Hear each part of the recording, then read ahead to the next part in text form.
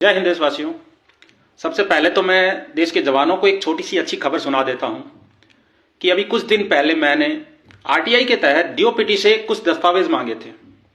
एक ये कि उस आदेश की प्रतिलिपि दी जाए जिसके तहत बीएसएफ को एक सशस्त्र बल से हटाकर एक सिविल विभाग में डाला गया था। दूसरा, ये एनपीएस बीएसएफ पे किस आदेश के तहत लागू हुई है। ये दोनों ही आदेश डीओपीटी के पास नहीं है और उन्होंने मेरा आरटीआई आवेदन किसी तीसरे विभाग को ट्रांसफर कर दिया है। देश के सभी कर्मचारी बंधु इस बात को भली भांति जानते हैं कि कर्मचारियों के संदर्भ में डीओपीटी से ज्यादा रूल रेगुलेशन और दिशा निर्देश भारत के किसी विभाग के पास नहीं है। तो आप निश्चिंत हो जाइए, ऐसा कोई आदेश कभी निकला ही नहीं है। अब मैं एक बहुत गंभीर विषय पर बात करने जा रहा हूं। इस देश में राष्ट्रवाद और देशद्रोह की परिभाषा कब बदल दी गई हमें पता ही नहीं चला। क्या इस देश में उस जवान से बड़ा भी कोई राष्ट्रभक्त है जो मौत सामने खड़े होते हुए भी अपना मोर्चा नहीं छोड़ता इस देश की सुरक्षा के लिए? लेकिन वही जवान जब अपने लिए 2 वक्त का अच्छा खाना मांग ले या फिर किसी भ्रष्टाचार की शिकायत कर दे तो उसे देशद्रोही घोषित कर दिया जाता है। अर्थात इस देश में गलत के विरुद्ध बोलना ही देशद्रोह की परिभाषा बन गया है। और हालात देखिए आप देश के, कुछ लोग इन जवानों के साथ सिर्फ फोटो खिंचवा के बड़े राष्ट्रवादी घोषित हो जाते हैं। ठीक इसके विपरीत ये तथाकथित राष्ट्रवादी इन जवानों को कानूनी रूप से मिलने जा रही पुरानी पेंशन योजना को रोकने के लिए इन जवानों के विरुद्ध सुप्रीम कोर्ट में खड़े हो जाते हैं। तो फिर उन्हें देशद्रोहियों की संज्ञा क्यों नहीं दी जानी चाहिए? मैं इस देश की राष्ट्रवादी सरकार से एक सवाल करना चाहूंगा कि पुरानी सरकारों को छोड़िए, आप बताइए पिछले 11 सालों में इन जवानों के लिए आपका एक नया फैसला, एक नया आदेश जिसके कारण इन जवानों के वेतन में 1 रुपया भी अतिरिक्त जा रहा हो, ऐसा कोई आदेश नहीं मिलेगा आपको। ठीक इसके विपरीत मैं आपको उदाहरण के साथ ऐसे कई तथ्य बता दूंगा जिसमें इन जवानों को सीधे तौर पे आर्थिक नुकसान पहुंचाया गया है। अभी देश में खासकर उत्तर भारत में शीतलहर का जबरदस्त प्रकोप है, जहां आप अपने घर में, अपने कमरे में गर्म कपड़े पहनकर, कंबल रजाई ओढ़कर सो रहे हैं, बैठे हैं, फिर भी कंपकंपी महसूस हो रही होगी। एक बार कल्पना कीजिए कि इन हालात में एक खुले रेगिस्तान में, एक घने जंगलों में, पहाड़ों के ऊपर बर्फ के बीच में एक जवान खड़ा होकर इस देश की सुरक्षा कर रहा है। और यह हालात सिर्फ सर्दियों के नहीं है, गर्मियों में यही रेत आग उगलती है। आपने कई बार समाचार पत्रों में, वीडियोस में देखा होगा कि गर्मियों में इस रेत पे पापड़ सिक जाते हैं और इन हालातों में एक जवान ड्यूटी कर रहा है। और ये कोई सर्दी गर्मी की बात नहीं है, ये 12 महीने मौसम की यही मार झेलते हुए देश की सुरक्षा में डटे रहते हैं। और ठीक इनके विपरीत दिल्ली के एसी कमरों में बैठ के इनके विरुद्ध साजिशें रची जाती हैं। इनको मिलने वाले फाइनेंशियल बेनिफिट्स को कैसे कम किया जाता है, यह वहां तय होता है। एक ऐसी साजिश के बारे में मैं आपको बताने जा रहा हूं जिसे पेश तो ऐसे किया गया जैसे बहुत फायदा होने वाला है, लेकिन वो उसके पीछे का जो मकसद था वो बहुत बुरा था। ये बात है सन 2012 की। मैं नया भर्ती होके उदयपुर पोस्टिंग हुई थी मेरी। उस साल बीएसएफ में एक नई रैंक क्रिएट हुई थी, एएसआई जीडी की। उसे यह कह के लाया गया था कि अब प्रमोशन की कोई कमी नहीं होगी। उससे पहले बीएसएफ में एक जवान हेड कांस्टेबल से सीधा एसआई बनता था। तो ये रैंक लाई गई और कहा गया कि इससे प्रमोशन बढ़ जाएंगे, लेकिन इसके पीछे का मकसद कुछ और था। आज के हालात ये हैं कि पहले जिस समय में एक जवान एसआई बन जाया करता था, आज एएसआई भी नहीं बन रहा है। और पहले क्योंकि एसीपी थी तो 24 साल में एक जवान को एसआई की रैंक मिले ना मिले, एसआई की पे मिल जाया करती थी। आज वही पे 30 साल में जाके मिल रही है। ये हालात हैं देश के। अब मैं बात करने जा रहा हूं, ये तो बात हुई सरकार की, मैं देश के सर्वोच्च न्यायालय की बात करता हूं। इस देश के जो सर्वोच्च न्यायकर्ता है, उनकी सोच के बारे में, न्याय के प्रति उनकी दृष्टि के बारे में मैंने अपने पिछले वीडियो में एक 11 पेज के लेटर का जिक्र किया था। उस 11 पेज का हर एक पैराग्राफ बहुत गंभीर सवाल उठाता है। उसी 11 पेज का एक मैटर था जिसमें प्रमोशन के कंपैरिजन के रिगार्डिंग कुछ तथ्य प्रस्तुत किए गए हैं। अभी कुछ महीने पहले सुप्रीम कोर्ट ने भारत सरकार को निर्देश दिया कि देश के सीएपीएफ में ऑफिसरों के प्रमोशन बहुत कम है, तो आप आईपीएस के डेपुटेशन को कम कीजिए और इनके प्रमोशन बढ़ाइए। आप लोगों की जानकारी के लिए बता दूं, मैं सीएपीएफ में आईपीएस का अस्तित्व ना के बराबर है, बहुत कम है। लेकिन सुप्रीम कोर्ट ने कहा है तो करेंगे तो सही।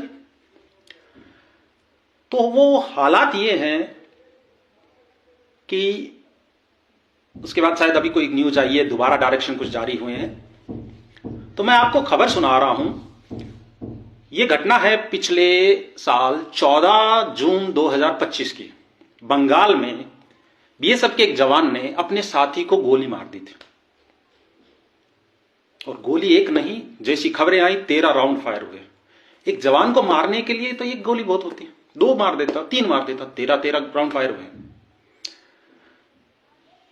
अब आप एक बार सोचिए, क्या उन जवानों के बीच कोई पुश्तैनी झगड़ा था? नहीं। कोई संपत्ति विवाद था? नहीं। तो फिर क्या हुआ? हुआ ये कि देश के जवान जिस तनाव में जी रहे हैं, ये उस तनाव का चरम था। उस दिन मौत तो सिर्फ बीएसएफ के एक जवान की हुई थी, लेकिन बीएसएफ ने 2 जवान खोए। एक की मौत, दूसरा जेल गया। क्या इस तरह की घटनाओं का इस देश को कोई फर्क पड़ता है? बिल्कुल नहीं पड़ता। 2 जवानों की जगह खाली हुई, उसको भरने के लिए 2000 नए खड़े होंगे। बेरोजगारी के हालात तो ये हैं देश में। अब आप लोग सोच रहे होंगे कहां मैं फाइनेंशियल मैटर से लेके इतने गंभीर विषय की तरफ मोड़ लाया इस चीज को। बिल्कुल नहीं। मैं कभी भी बिना संबंध की बात नहीं करता हूं, बेमेल की बात नहीं करूंगा। मैं इसका भी देश के जवानों के फाइनेंशियल मैटर से एक सीधा संबंध है। जिन जवान की मौत हुई थी उस दिन, वो मार्च 1989 को बीएसएफ में एक कांस्टेबल के पद पर भर्ती हुए थे, और जिस दिन उनकी मौत हुई यानी कि 14 जून 2025 को वो एक हेड कांस्टेबल थे। अर्थात अपने 36 साल की सर्विस में उन्हें मात्र एक प्रमोशन मिला था। ठीक इसके साथ उन जवान से 2 महीने बाद बीएसएफ में एक असिस्टेंट कमांडेंट भर्ती होते हैं, संजय कुमार साहब। आज वो बीएसएफ में आईजी हैं, यानी कि एसी से लेके आईजी तक 5 प्रमोशन ले चुके हैं। एक जवान के एक प्रमोशन के मुकाबले वो 5 प्रमोशन ले चुके हैं। बावजूद इसके देश के सर्वोच्च न्यायालयों के ऑफिसर के प्रमोशन कम लग रहे हैं। अर्थात इस देश में जवानों की कोई वैल्यू नहीं है। अब कहते हैं ना, बहुत से लोग जो कहते हैं कि कुछ नहीं होता, आप करते रहिए, बोलते रहिए, लिखते रहिए, कुछ नहीं होगा। होता है, बहुत कुछ होता है।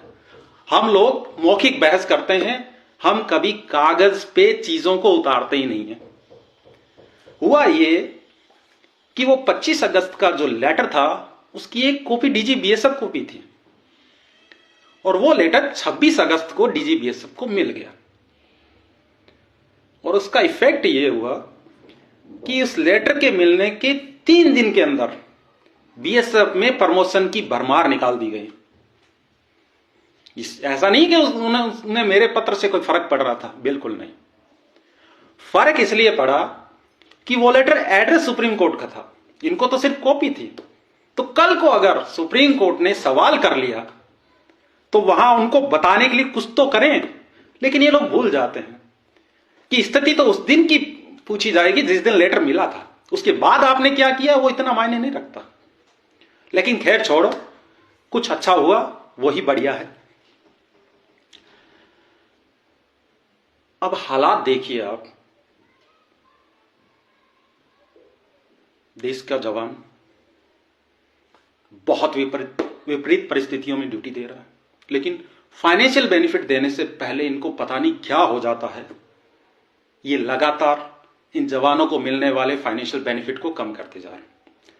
मैं देश के सभी केंद्रीय कर्मचारियों को एक बात कहना चाहूंगा कि जो 7th पे कमीशन था वो 2016 में लागू होना था, 1 जनवरी 2016 से लागू हुआ और उसे 2016 में ही लागू कर दिया गया।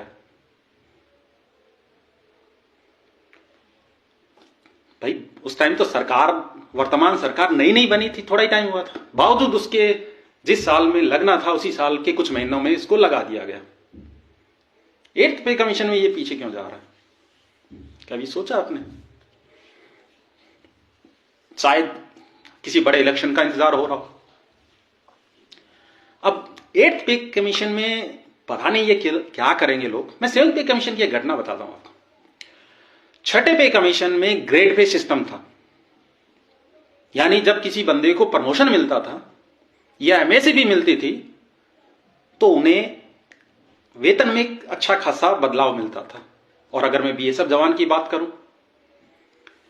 तो वो जवान 2400 और सीधा 4200 पहुंचता था। एएसआई की रैंक क्रिएट हो गई तो चलो 2800 पहुंचेगा वो, फिर भी एक अच्छा खासा परिवर्तन आता था। 7th पे कमीशन ने इन्होंने प्रमोशन को मात्र एक एनुअल इंक्रीमेंट बना के छोड़ दिया है।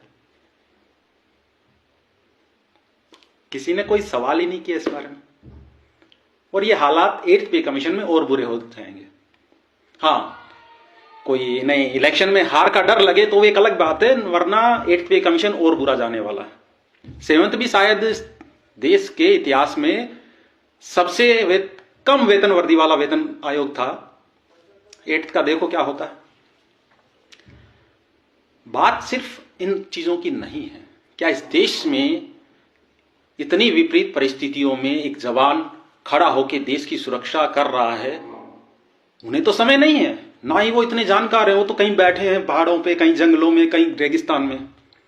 देश के भीतर क्या हो रहा है, ये दायित्व बनता है इस देश के नागरिकों का कि जो हमारे लिए वहां बैठे हैं उन्हें हम सपोर्ट करें। लेकिन खैर छोड़िए, आप क्यों टेंशन लोगे? कौन सा आपका बेटा वो परेशानियां झेल रहा है, कौन सा आपका बेटा शहीद हो रहा है बॉर्डर पे? आप तो तब जागना जब आपके खुद के ऊपर पर्टिकुलर कोई परेशानी आएगी। लेकिन याद रखिए, उस दिन आपके साथ भी खड़े होने वाला कोई नहीं होगा। मैं देश के लोगों से एक प्रार्थना करना चाहूंगा कि यदि आपको इस वीडियो में एक भी बात यूं लगे कि व्यर्थ की बातें हैं तो आप इस पर कुछ ना कीजिए। लेकिन यदि आपको यह लगे कि हमारा देश के जवानों के प्रति कुछ दायित्व तो बनता है और इस वीडियो में एक भी सवाल व्यर्थ का नहीं है, तो कृपया आप भले ग्राउंड पे मत उतरिए इन जवानों के सपोर्ट में। आपके हाथ में जो 5-6 इंच का स्क्रीन है ना, वो वर्तमान समय में इससे ज्यादा इफेक्टिव कोई साधन नहीं है अपनी बात रखने का। तो आप जितने भी सोशल साइट का उपयोग करते हैं, चाहे वो फेसबुक हो, इंस्टाग्राम हो, एक्स हो, थ्रेड हो या फिर कोई व्हाट्सएप ग्रुप हो, यदि आपको लगता है कि ये सारे सवाल उचित हैं, हर एक प्रश्न जायज है, तो सरकार से सवाल कीजिए कि देश के जवानों के साथ ये अन्याय क्यों, उनके साथ ये धोखा क्यों। जय हिंद देशवासियों।